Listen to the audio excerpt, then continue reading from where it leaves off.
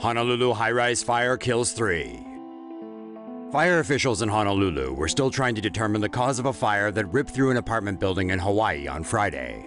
Officials say the blaze could have been put out a lot sooner, but it appeared the building was not equipped with any sprinkler systems. The Marco Polo Tower is located near the famous Waikiki neighborhood in Honolulu. The building has 36 floors and 586 units. It was built in 1971, before sprinkler systems became mandatory in high-rises in the city. The fire broke out in a unit on the 26th floor, where 2 women and a man were found dead.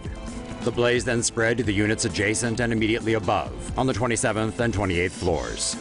The fire took place almost a month after the London Grenfell Tower fire that killed at least 80 people.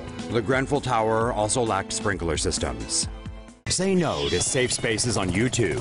Support TomoNews at patreon.com/TomoNews. Better make sure the building you live in is up to code. Fire rips through London apartment building. Some 30 people have been taken to the hospital, and more are feared trapped after a massive blaze tore through an apartment block in London. The fire started shortly before 1 a.m. on Wednesday, inside the 27-story Grenfell Tower in West London. Residents encountered corridors and stairwells thick with smoke as they fled the building, which lacked a central fire alarm. The blaze raged from the second floor all the way up to the top. 200 firefighters and 40 fire trucks were on the site to battle the inferno, which continued for hours. Authorities have reported that people have died, but could not confirm how many. The cause of the fire has yet to be determined. A resident group had repeatedly warned that Grenfell was a fire risk, and had reportedly already narrowly avoided a fire disaster in 2013. Arson, the probable cause of deadly Paris fire. At least 8 people were killed after a large blaze broke out in a private apartment building in the French capital, in one of the city's deadliest fires in the last decade. The blaze broke out in central Paris on Wednesday morning. Police believe the fire was caused by an arsonist with a candle and lighter. A small fire in the building's letterbox first brought firefighters to the scene at 2:23 a.m. Then, at 4:30 a.m., a witness saw a car parked in front of the building with several men inside. A second fire broke out on the building's ground floor and made its way to the stairwell and upper floors. 6 people, including 2 children, died of asphyxiation on the building's 3rd and 5th floors. 2 others died after jumping from the building to escape the fire.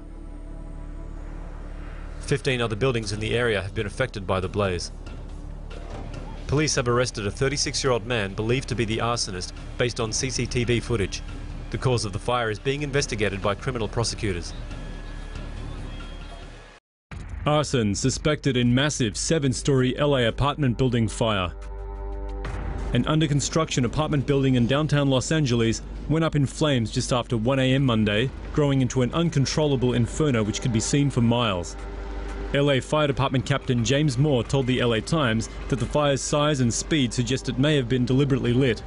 More than 250 firefighters fought to contain it, but were unable to prevent it from engulfing almost all of the building. The heat from the wall of fire was so intense it shattered windows in nearby government buildings. Sections of 2 freeways were also temporarily closed off. The blaze ignited a secondary fire in an adjacent complex, damaging 3 floors. Firefighters were able to extinguish the smaller fire within 90 minutes. A criminal investigation to determine what happened is underway. There have been no reports of injuries or deaths. Say no to safe spaces on YouTube. Support TomoNews at patreon.com/TomoNews. Boston fire leaves 2 firefighters dead, 18 more in hospital. The fire began in Boston's historic Back Bay neighborhood in the basement of a 4-story building, and quickly spread to all 4 floors before engulfing the roof.